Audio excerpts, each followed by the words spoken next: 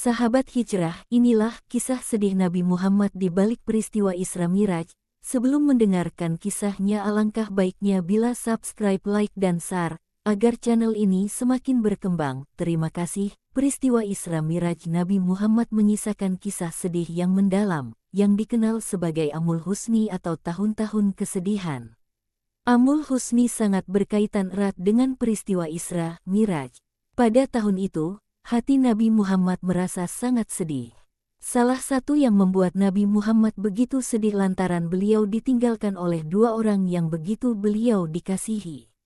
Dua orang yang selama ini menjadi penjaga bagi Nabi Muhammad, yakni istri beliau Sayyidah Khadijah dan pamannya Abu Talib wafat. Tak berhenti sampai di situ, kesedihan Nabi Muhammad berlanjut karena banyaknya tekanan dari orang-orang Quraisy. Hampir setiap hari Nabi menghadapi permusuhan dan penghinaan dari kaumnya, hingga pernah dilempari dengan tanah yang kotor dan mengenai seluruh kepalanya. Hal itu disaksikan langsung oleh putri tercinta Nabi, Sayyidah Fatimah, sehingga membuat hati Fatimah pilu dan merasakan kesedihan mendalam. Melihat reaksi putri tercintanya, Nabi Muhammad bersikap sangat bijak sembari berkata, "Jangan menangis anakku, sesungguhnya Allah akan melindungi ayahmu." Tak hanya itu, kesedihan Nabi Muhammad seolah tak ada habisnya. Kali ini Nabi melakukan perjalanan dakwah ke Taif, berharap penduduk di sana mau menerima dakwahnya. Namun harapan itu tidak berbuah manis.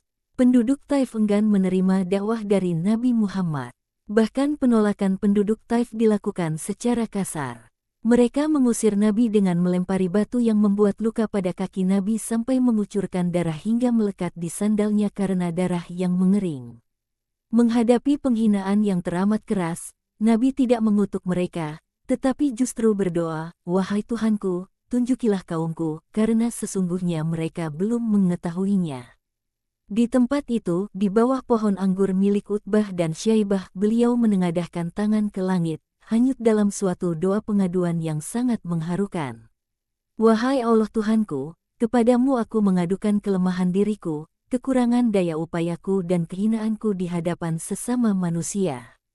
Wahai Allah yang Maha Kasih dari segala kasih, Engkau adalah pelindung orang-orang yang lemah dan teraniaya.